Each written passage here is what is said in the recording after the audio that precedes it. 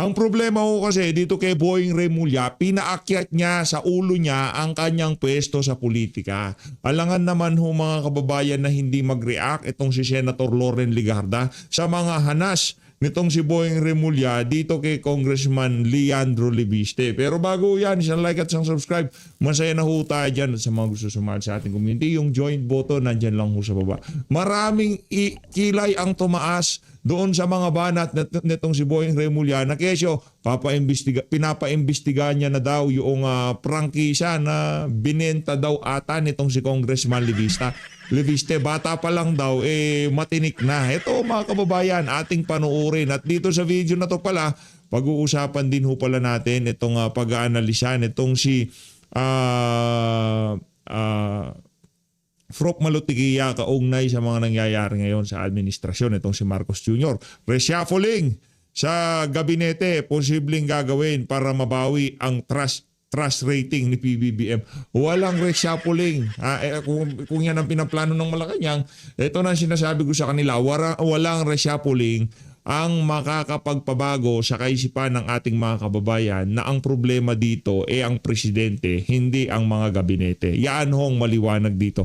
Na-curious lang ho tayo dito sa post na to ni nitong si Ma'am Cathy Binag, no? Kumusta na kaya si Ma'am Cathy B?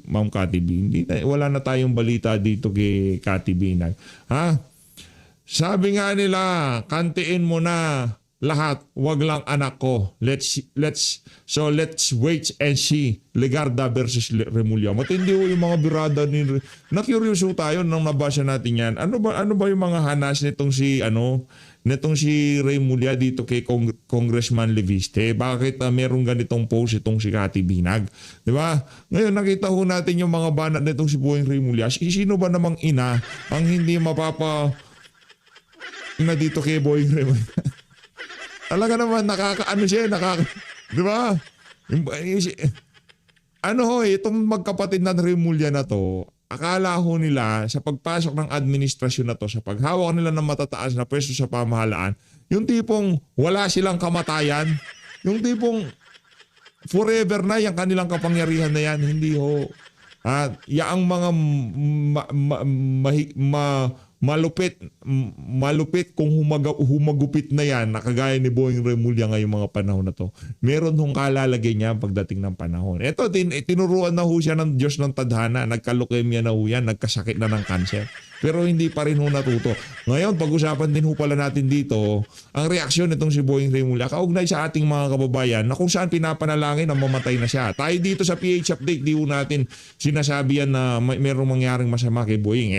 Tayo ho dito gusto nga natin healthy siya para makita niya ang pagiging presidente nitong si VP Sara. Yung tipong lahat na lang ginawa nilang magkakabarkada, nagkaroon na sila ng group effort pero magiging presidente para si VP. Yun ang gusto nating mangyari. Hindi ho tayo nagnanasa ng anumang sakit o karamdaman sa kung kanino pa man, no? Ang atin ho dito, sana magkaroon sila ng enlightenment na yung ginagawa nila na hindi na para sa interes ng sambayan ng Pilipino. Kaya para doon sa mga nananalangin na sana mamatay na si Boying Remulla, huwag niyo hong gawin yan, hindi maganda yan.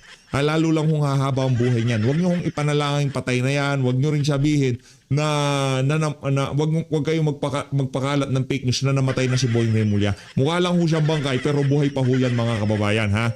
Yung mukha niya talagang hindi natin malaman kung anong tabas ng pagmumukha niya pero buhay pa ho yan. Huwag niyo kong pagnasahan ng kung ano pa mang kasakitan ang sino mga individual. Hindi ho maganda yan. Buhay na buhay si Boy. Ayan alive and kicking, sinesermon na niya itong si Kong Lian. Pakinggan ho natin ito mga kababayan. Yay! Wala na, nag-iba na. Iniiba na nila. They have their own world. Yan ang nagiging problema. Tapos pag in-amplify pa ng isang influencer Campaign. na may 1 million followers. O kaya nagka-campaign. O kahit 100,000 followers man lang. Iba na yon.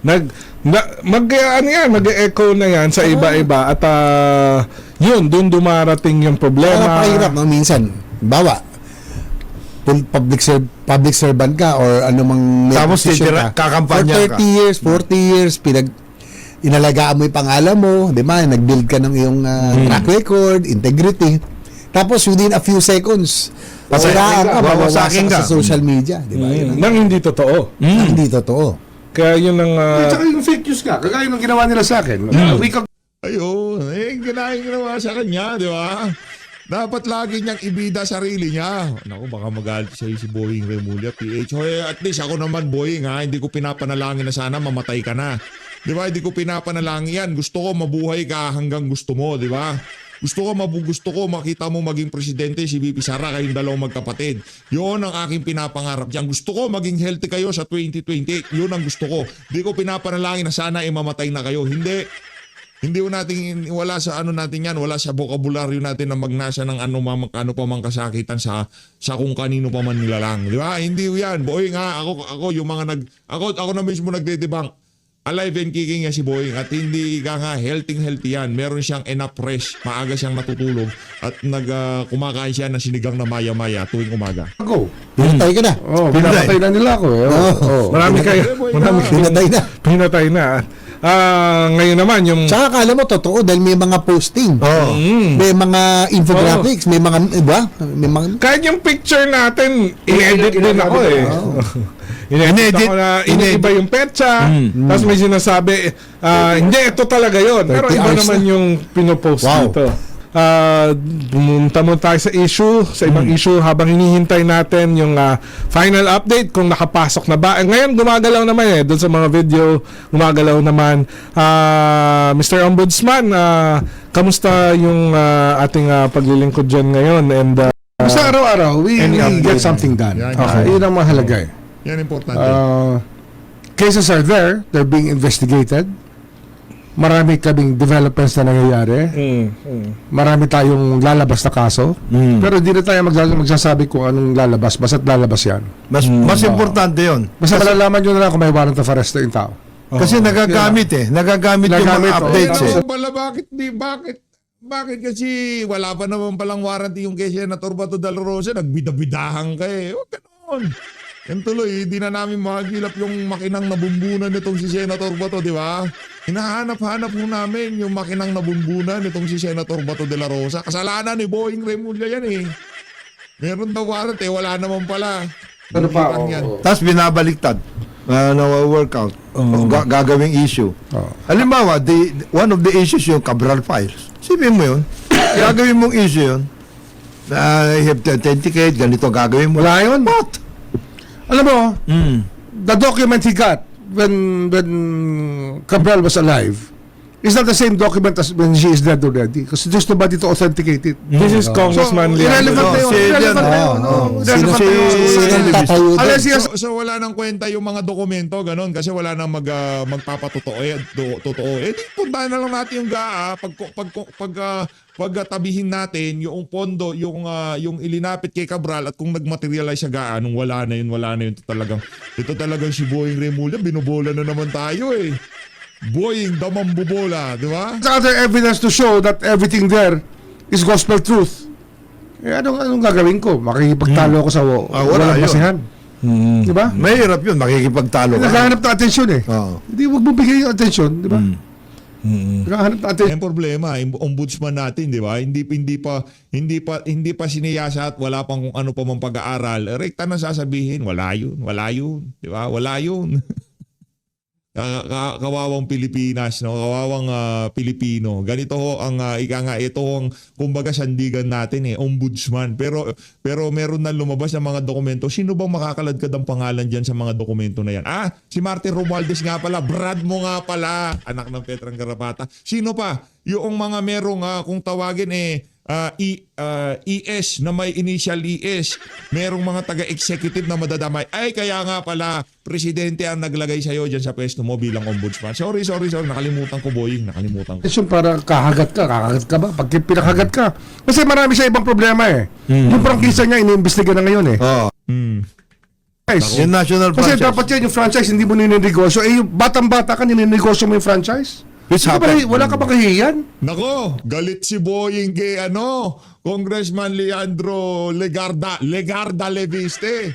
Boying baka kala mo dahil ombudsman ka na lahat kaya mo na ha. Hinay-hinay ka. Anak ng toko, kalaban mo dyan, Leviste at Legarda. Anak ng toko, Remulla.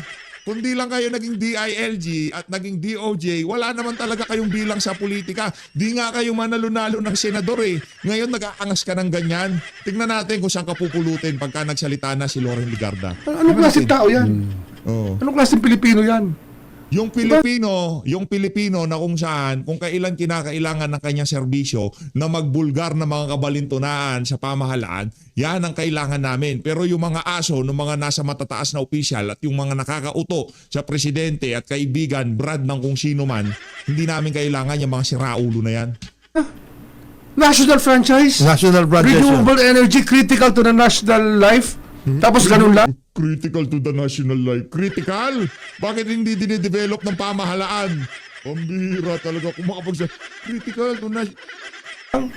Na-flip, bebenta mo, flip mo. Kung hindi nga dito kay Lian, hindi mai-introduce sa Pilipinas yung renewable energy na yan eh. So, kung sakaling kumita ang bata, siya ang nag-risk. Bakit? Nung una walang gustong pumasok sa ano na yan, dyan sa renewable energy na yan. Nung pinasok ng bata na yan, doon talaga nag-boom ang solar industry sa ating bansa. Hindi siya pinagtatanggol natin siya.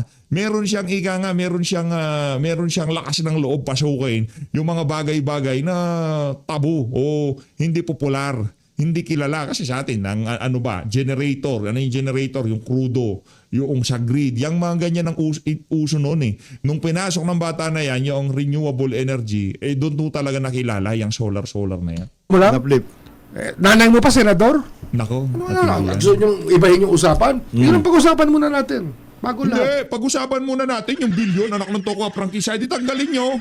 Kung may problema sa prangkisa, tanggalin nyo. Ang pag-usapan natin dito, yung trilyones na nanakaw sa kaban ng sambayan ng Pilipino dahil sa mga maanumalyang flood control na kung saan involved si Marcos Jr. at itong si Martin Romualdez. Huwag tayo maglokohan dito, boying ha.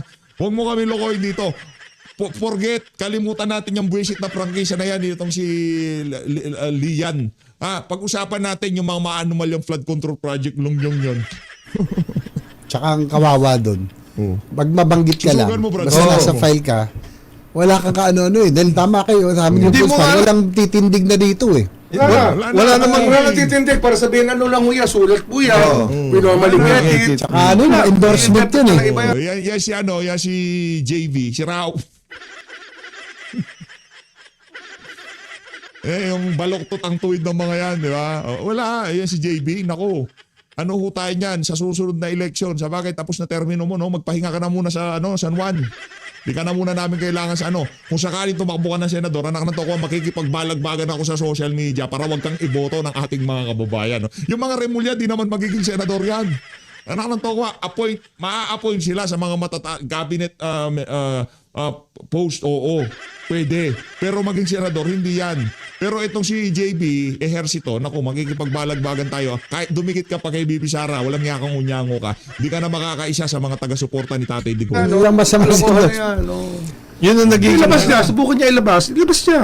Linabas na Linabas na niya eh. Binigay nga sa ombudsman mga dokumento. Hanggang ngayon wala pa kami naririnig sa'yo. Kasi ang involved nga doon sa mga maanumalyang flood control, yung mga proponent, mantakin mo, nasa executive ka, magiging proponent ka. Hindi ka nga congressman.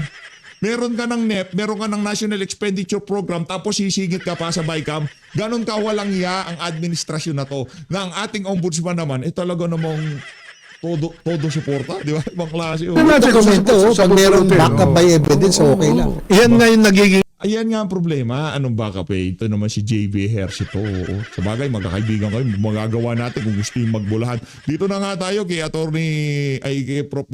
Tapusin na natin itong issue. Kaya yung create niya na issue, nagiging malaking issue na hindi naman dapat Pero mas issue. mabigat ang issue niya sa franchise niya. Mabigat ang... Walang kwenta yung issue na yung franchise. Huwag kayo maniwala kay Boy. Malaking issue dito, yung hindi ma-resolve ang korupsyon sa ating bansa. Yung franchise na yan, binenta niya. Dito bawiin nyo. Hindi naman pala transferable. Hindi rin pala pwedeng ibenta. Tanggalin nyo. Yun na pagbentahan. Bigyan nyo ng problema si Rian na Leviste.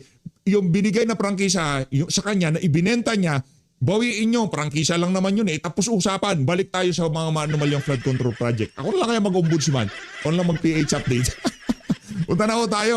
Yeah, Malutigia, ito talaga si Boeing Remulla. Oo, pagkausapang bulahan, talagang wala hong makakatalo dyan sa mama na yan. Punta na. Gain. How do you gain back the trust Kasi pag nawala ang tiwala sa pamahalaan, sa leader, sa politiko, mahirap makuha ang approval. Mahirap makuha ang tiwala kung wala kang gagawing aksyon. So hindi ko maintindihan kasi siguro ang pinaka-action nila is the cabinet reshuffle na mangyayari sa darating na linggo. Ang pagkakaalam ko, 9 na cabinet members ang marireshuffle. So kung re-reshuffle mo yan, hindi ba galing ka na rin lang sa reshuffling? After the elections, yun yung pinalabas nila. So, hindi ko maintindihan yung isang cabinet secretary mini-mention doon, kababago lamang, hindi pa nga nasasubmit sa CA yung pangalan, pero parang nandun na. So, hindi ko rin alam kung reshuffling is the way to go, or really, work hard, show results, hindi lang optics, kasi nakita natin itong administrasyon na ito from day one, puros Sa bagong taon, ano bang yung pong nakikita ang mga hamon na kakaharapin? At mukhang entrada pa lang, ma'am, nag-iisang linggo pa lang tayo, marami na tayo napupuna sa pamahalaan. Oo, MJ, di ba year of the fiery horse daw eh? Parang tumatakbo mabilis pero fiery. Tayo nasa ikasyam ng Enero. So mukhang marami nang nangyayari at mukhang tumahimik lamang para magselebrasyon ng Pasko at ng Bagong Taon, pero mukhang masidhi ang damdamin ng taong bayan at balik ulit tayo dun sa ating mga hinaing sa nangyaring pangako sa atin.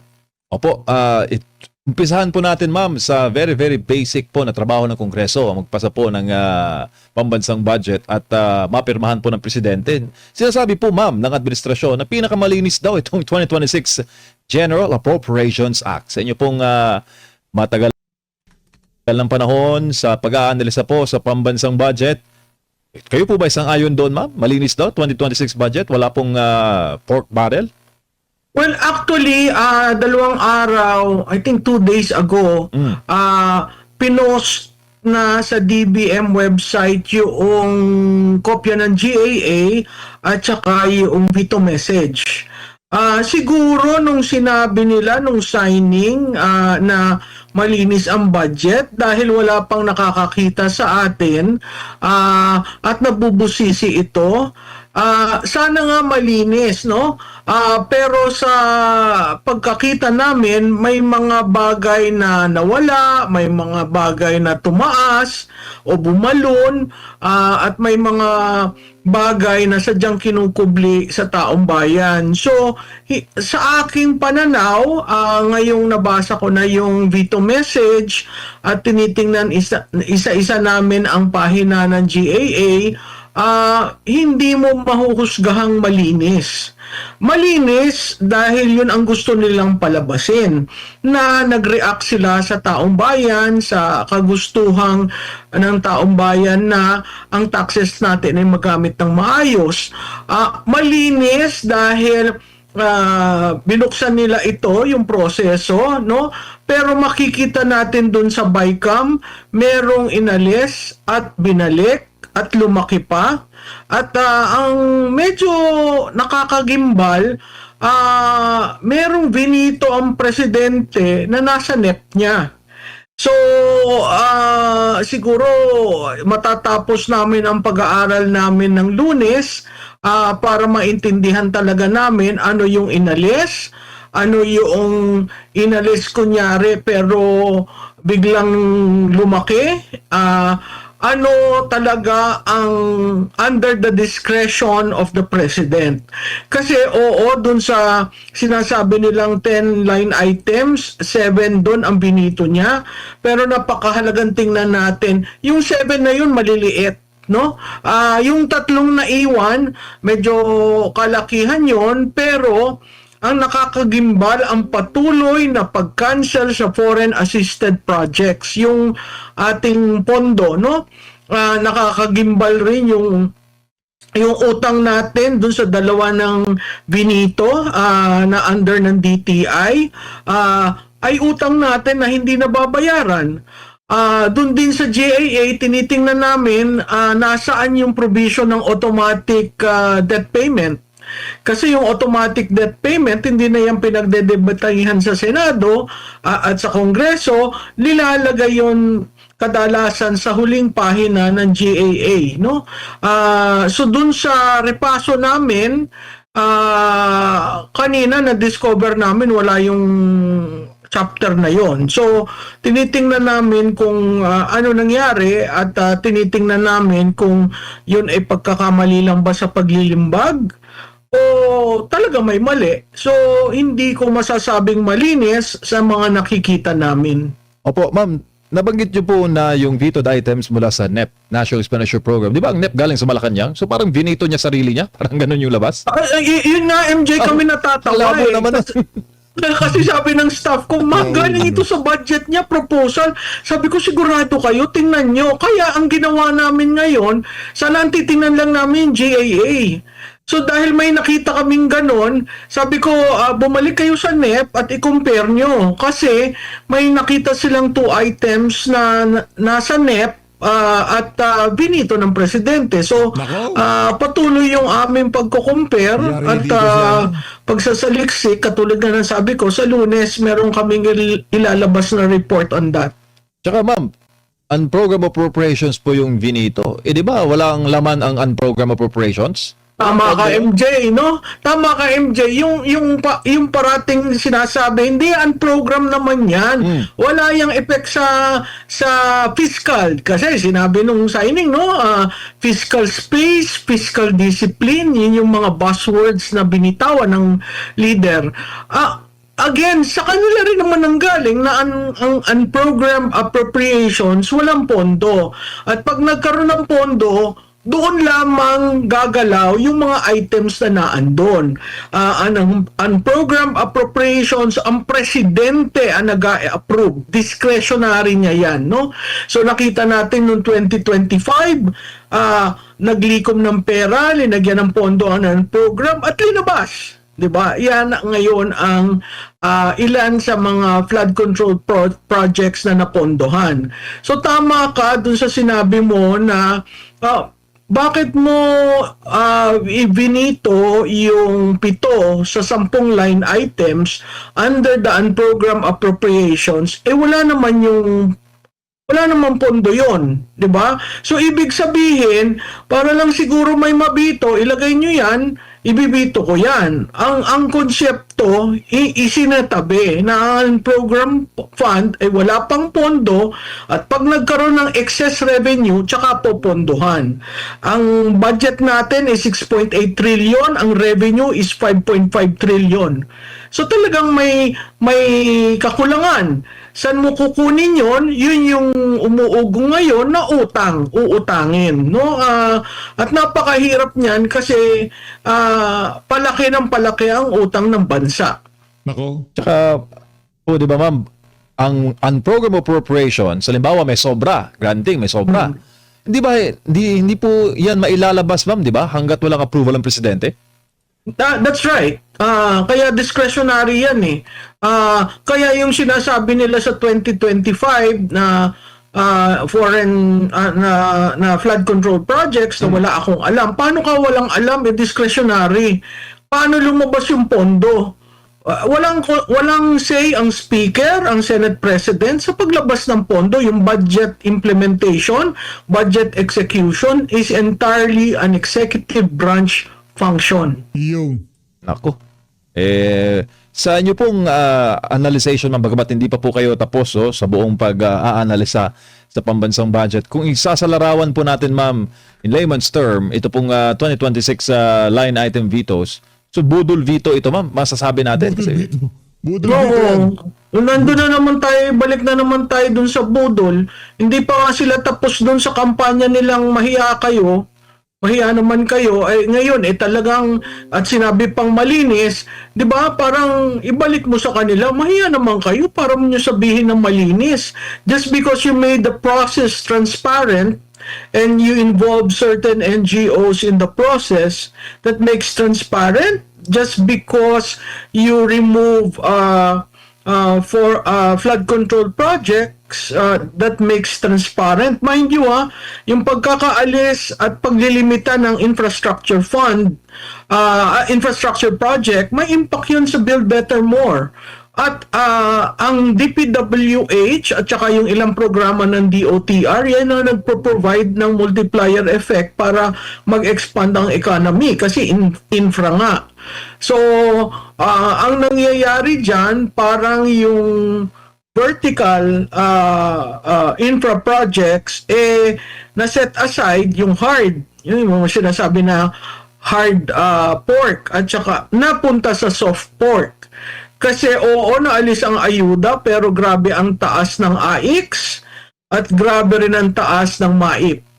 So, yun yung mga concern. Makikita mo dun sa feature ng budget, 1.7 trillion ang DepEd at ang pagkasabi nga nila, the biggest budget for education in the history of the Philippines. Totoo naman yun. Pero pag binusisi mo yung budget ng DepEd, makikita mo dyan yung school building projects na dating DPWH ng 2025, only 22 school buildings were built. So pag binigyan ka ng 1.7 trillion, at sabihin na natin 30% of that is school building, ang ating gap ang ating shortage is 170,000 school buildings.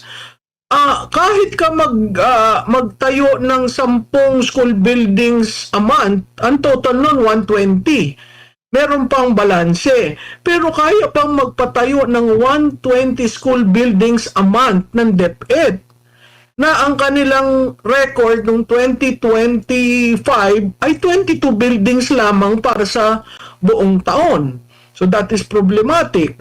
Yung claim nila na second highest budget ang health, uulitin ko, ang ruling ng Supreme Court, ibalik. Hindi pondohan.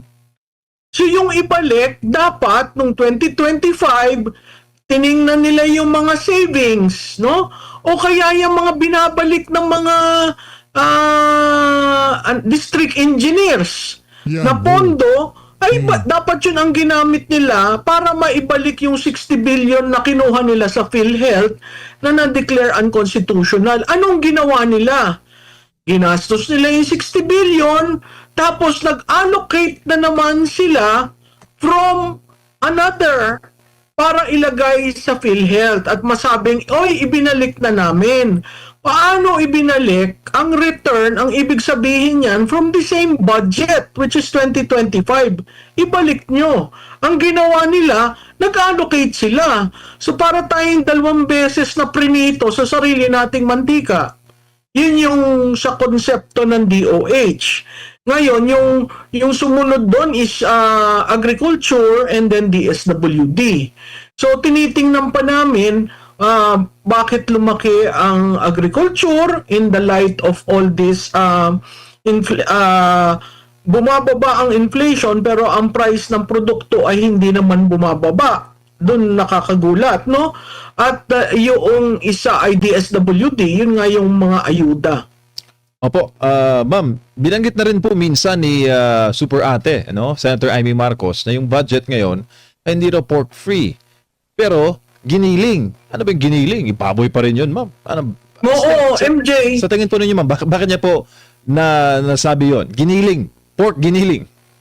Giniling kasi pag kumakain tayo ng giniling, hindi natin, nalalasahan natin ang baboy, pero hindi natin nakikita. Yo. So ang giniling, parang ganun ang ginawa doon sa budget. Hindi mo nakikita, lumiliit yung mga dating ang lalaking lump sum, pero doon meron pa ring line item. So pagliit ng budget, hindi masyadong tinututukan ng mga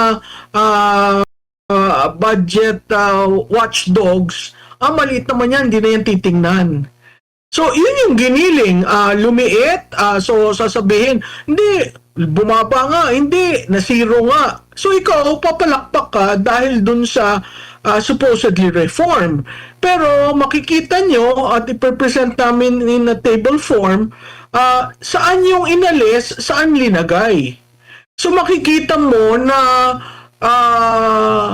yung NEP ng presidente ay naiba dahil sa realignment na ginawa. At yung realignment na yon ay ginawa in reaction to the public, yung kagustuhan na makakita ng big fish, and in reaction also to the results of survey firms na nagpapakita na paliit ng paliit ang tiwala ng taong bayan sa leader. Opo, ma'am, nabanggit po ninyo yung kawalan ng pondo ng foreign assisted projects. Kabilang pala dito yung Metro Manila Subway, yung North-South Commuter Railway, yung LRT1 Cavite Extension, mukhang yung MRT8 ba yun? Tama ba yun? Oo.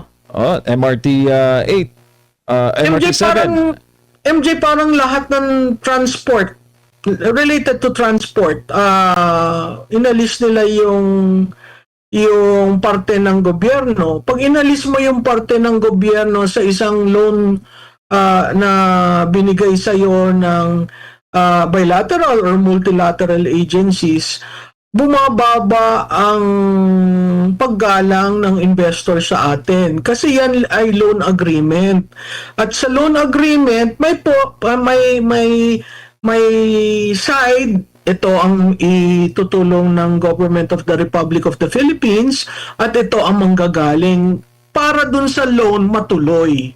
Imaginein mo yung binabayaran natin ang counterpart biglang promeno simula ng 2023. So, ang daming parts ng conditions ng loan ang nagte-take effect, no? Katulad ng penalty, ng interest, 'di ba? So, that's a reflection of the mismanagement na sa kagustuhan maglipon ng pondo para sa politika, ang naaapektuhan ang bansa, ang taong bayan. Kaya ang foreign assisted projects is a reflection of ayoko niyan, gusto ko dito. Hindi pwede yun. Yun yung continuity from one administration to another, because ang Pilipinas, kahit pa nung panahon ni Presidente Cory, honors obligations, honors the debt payments.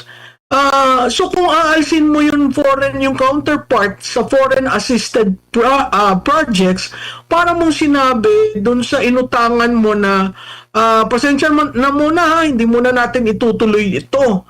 Pwede ba yun na nakabinbin yung mga malalaking kadambuhalang projects na mention mo? Sino ang may impact doon? Hindi ba ang taong bayan? Pag yung subway, yung another part of the LRT or certain bridges, those are all transportation projects. In fact, ang tawag nga dyan, flagship bakit yun ang unang kinakatay? So, ibig sabihin, ma'am, siyempre, 2026, 2027, ano na yan, political season na yan. Lalo na 2028, presidential elections. Kung walang mga pagbabagong mangyayari sa pamamahala ng Pilipinas. Ibig sabihin, yung mga pangako na matatapos itong mga proyektong na ito, talagang budol hindi matatapos ito sa termino ng Pangulong Marcos Jr. Totoo yan, MJ.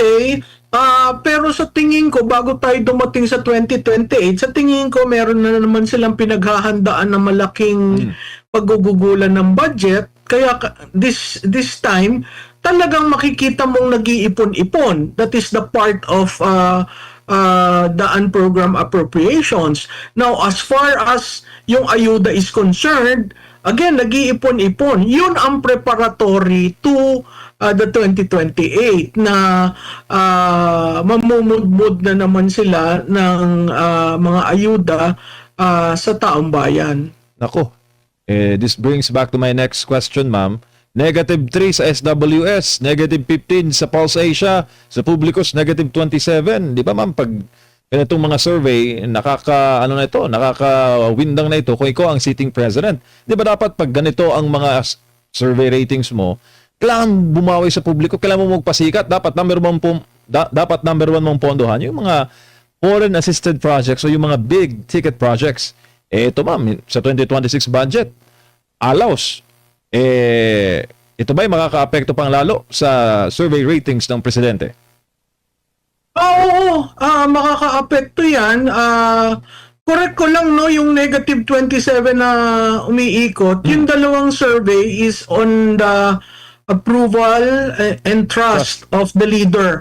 Yung ginawa nilang negative 27, although may nakita akong iba talagang sinasabi na, inalis namin yung undecided. Kasi yung scale namin at siyaan ay rate for the cabinet performance.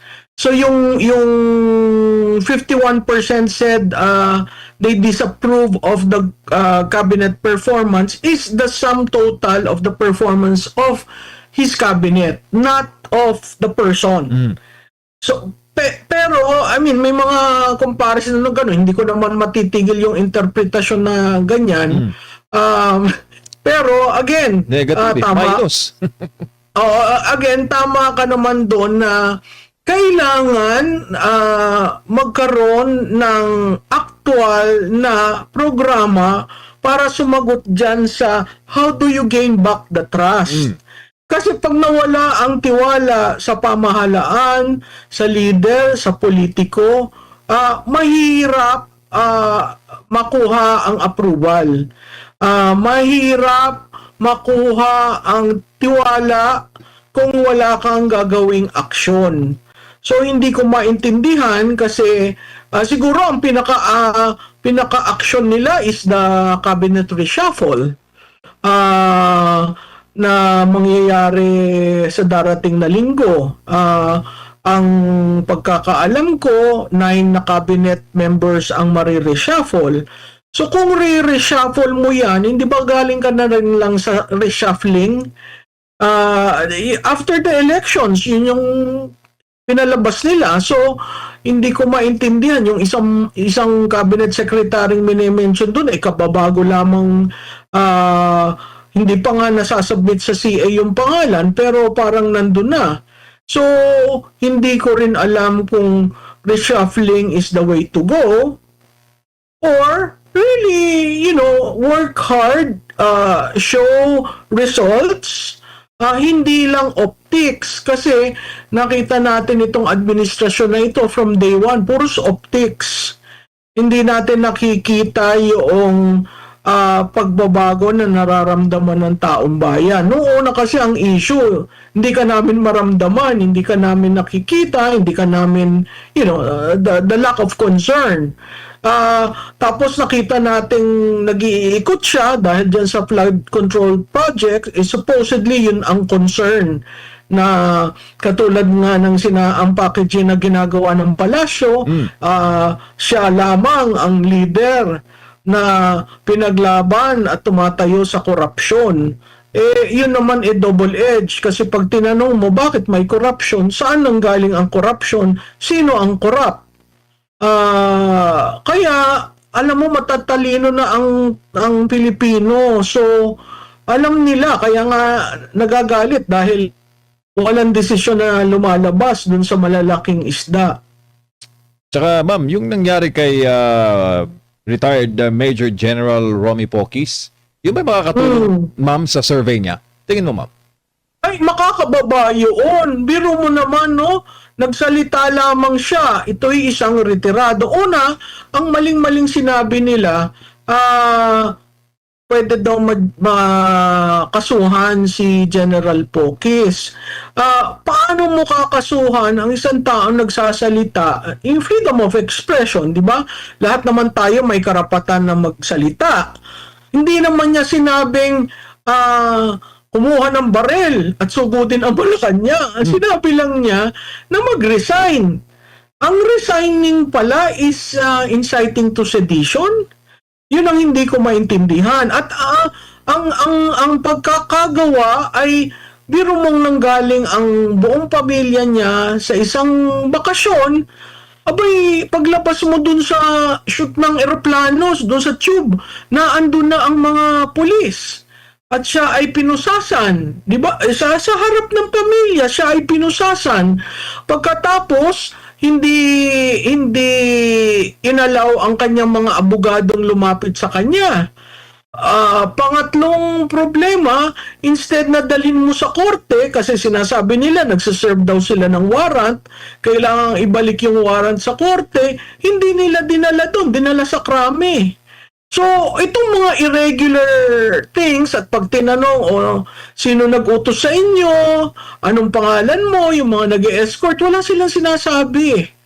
So, kung ginawa nilang example, si Major General Pokis na retirido at respetado, imaginein mo sa ordinaryong tao, ikaw, ako, pwede nila yung gawin. At nakakalungkot dahil napakahirap mong intindihin kung tayo sa martial law na walang formal na declaration o talagang ang mga kasangga ng administrasyon na tungkol sa seguridad ay talagang sige lang, gagawin namin yan para hindi sila maipit. Kaya nga sumasaludo ako kay General Pokis kasi nag-render yan ng serbisyo sa bayan eh. Lahat ng sundalo, whether general ka o sarhento ka, nag-render ka ng serbisyo sa bayan. So, ibalik natin yung respeto doon, no? At ang sukli nila sa pag-render ng serbisyo ay buhay nila. So, para mo tratuhin ng isang retired general na ganyan, ayan ay pambabastos na sa uniforme at sa serbisyo militar. So, at ginagawa nilang example si General Pokis. Hindi ko maintindihan kung yun ay planado at mukha naman planado at kung naiintindihan nila ang epekto niyan sa kawal. Ito na nga ma'am, ngayong araw, sumabog yung balita na itong active colonel na si Colonel Odi Mongao, hayagan pong nagdeklara ng kanyang withdrawal of support kay President Marcos Jr. Anong masasabi niyo ma'am? Active to ma'am ha? At ngayon, sinugi na sa serbisyo. Nagulat nga ako dyan eh. Sabi ko, sino yan? Sino naman yung biglang umapir? Pero sinasaluduhan ko sa tapang. Biro mo, active ka. Tapos, yung nakita kong sinishare, 34 years in service. So sabi ko, hindi ba dapat general na yan? Bakit kaya hindi naging general? At kung titingnan mo yung background ng taong yan, ang daming pinagsilbihan. Scout ranger, special action lahan na nagtuturo sa mga kawal. Nagserbisyo rin sa Mindanao. Marami, ginugel ko nga eh. Sabi ko, sino ba itong taong ito? So, nagugulat ako na malapit na siguro yung mag-retire, pero willing siya. At again, pagbabasahin mo yung sinabi niya, it's a personal withdrawal. So, ano yun? At ang tawag niya sa Pangulo ay Mister. So siguro wala na siya ng tiwala sa Pangulo. At bilang isang nagtuturo sa mga kawal natin, malaki sigurong respeto ng mga nasa taas at mga estudyante niya dito sa taong ito. Kasi hindi ka naman basta-bastang ma-assign para magturo sanay sa mga kasundaluhan. Pero yan yung ginagawa niya. So, at sa tingin ko, nagkwampa yan, peacekeeping force yata sa UN. So, marami siyang background eh. Kaya, nalulungkot ako dahil may tumitira kaagad. Hindi pa nga natin kilala kung sino si Colonel Odi. So, pero natutuwa ako, biro mo yung lakas ng loob na ikaw ay sigurado ng magre-retirado at ikaw ay makakatanggap ng pensyon, di ba? Pero gagawin mo ito as a personal sacrifice. Bihira yan. Kasi these days, parang walang pakialam ang AFP eh. Nakikita nila may nangyayari, sinasabi hindi daw sila bulag, pipi o bingi. Bakit ganito ang nangyayari sa ating bansa? Dapat kayo ang protector ng taong bayan. So hindi ko alam kung saan naabot ito, pero ako'y natutuwa na may isang Colonel Odi na tumayo at nakisama dun sa mga humihingi ng accountability at humihingi ng hustisya. Sabi po niya, ma'am, sa isang pahayag, sobra na, tama na, the Filipino people is worth fighting for, mabuhay ang Pilipinas. At kung ating babalikan po, ma'am, ang mga nakasaad po sa ating 1987 Constitution, batay po sa Article 2, Section 1, sovereignty resides in the people, all government authority flows from them. Di ba po, ma'am, sinasabi ng ating konstitusyon na ang loyalty dapat, lalo na ng mga tagapagtanggol ng ating pong at yung personal support can be withdrawn. At malino naman doon sa sinabi po ni Colonel Mongao na yung loyalty yan nanatili sa Armed Forces of the Philippines. Kaya lang, in his personal capacity as a Filipino, hindi niya na kayang suportahan ang ating presidente, ma'am. Tama ka dun, MJ, ha? So kung babasahin mo yung sinabi niya, sa tingin ko napakaingat niya na stress na ang tiwala niya ay nasa saligang batas, sa Constitution, at sa Armed Forces of the Philippines. Hindi naman niya sinabi, wala na akong respeto sa inyo. Hindi. Kaya ako, paulit-ulit kong binabasa, sabi ko, malalim itong sinasabi ni Colonel. Kasi naandun ang respeto sa institusyon at sa saligang batas, pero may personal siyang desisyon. Personal niyang desisyon yun na sabihin na hindi kita sinusuportahan, Mr. Marcos. Hindi niya ginamit yung salitang president, ha? So, yung mga kung ano-anong haka-haka dyan na sinasabi, he committed an offense. What offense? Diba? What offense? Did you hear him say, I'm withdrawing my support from the president? Did you hear him say, I will not follow the Constitution? Did you hear him say, I do not have respect of the I do not respect the armed forces of the Philippines? No. So balikan mo 'yon. Kaya sabi ko, napaka-ingat nitong taong ito, pero gusto niyang sabihin yung nararamdaman niya. Wala na bang karapatan ang mga sundalo magsabi ng personal nilang pagtingin sa mga nangyayari sa bansa? Personal niya yun. Di ba? Sinabi niya, sobra na. Ano yung sumunod? Tama na? Tama na. Oh. In what reference? This corruption. And nung sinabi niyang the Filipino is worth dying for, binabalik na uli yung role ng sundalo. Ano ba ang role ng sundalo? Katulad ng sinabi ko sa inyo kanina, MJ, ang sundalo, ang buwis niya, buhay. Yun ang sakripisyong hinihingi natin sa kanila. Mahirap ba yung sakripisyong ginawa niyang personal na withdrawal? Sa tingin ko, mahirap yun. Pero sa tingin ko, meron rin siyang iniisip. Hindi lamang yung karir niya, hindi lamang yung... tinitingnan rin niya yung kinabukasan ng pamilya niya. Kasi sa sundalo, napakahalaga ng pamilya. May mangyari sila, di ba ang sabihan nga, ang sundalo, isang paa nasa hukay. So, and when you start a family, invariably, part of that starting up a family is the fact that I may not be able to raise my kids. So, basahin nyo ng maigi at namnamin nyo yung sinabi niya dahil malaking tama yun sa kasundaluhan. At malaking tama rin yun sa ordinaryong mamamayan katulad natin na parating sinasabi natin, ang protector natin ay ang Armed Forces of the Philippines. Hindi naman sinabi ang PNP. Di ba? Klarado sa saligang batas.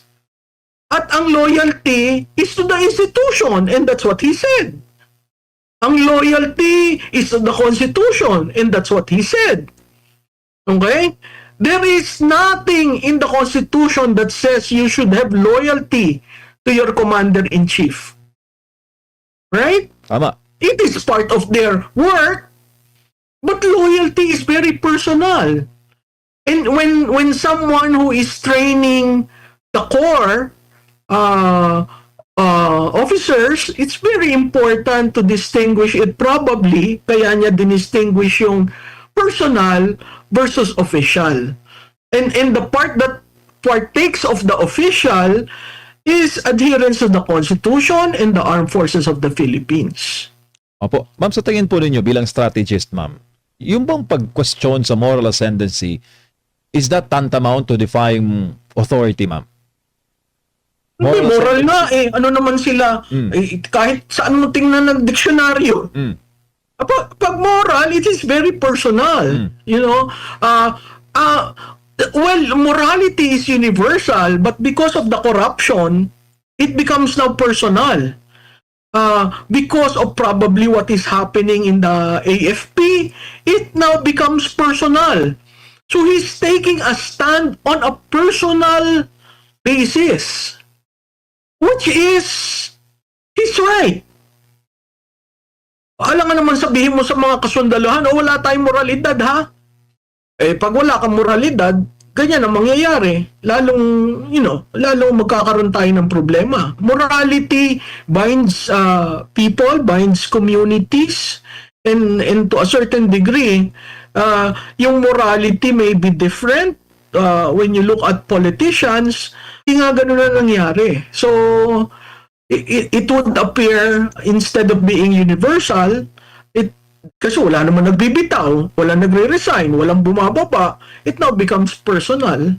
Opo, ma'am, pag may mga sagot po ang armed forces, lalo na, for example, yung nakaraan, di ba, sabi nila na ayon sa batas, yung paggawad o pag-serve ng arrest warrant kay retired General Pokis, sila sumusunod sa chain of command, etc., etc., na mga statement. Pero ma'am, halimbawa, be asking this for the sake of conversation, halimbawa ma'am, nakatanggap po ng pagpalagay natin blessing yung chain of command. Tingin po ba ninyo ma'am, pag nakatanggap yung taas sa chain of command, nararating kaya niya ma'am yung nasa baba ng chain of command? Halimbawa, yung mga ordinaryo, mga sundalo na nasa ngayon bundok, hinahabol yung NPA, nagbabantay po sa peace and order. Chain of command ma'am, ang palaging sinasabi. Well, so it really depends on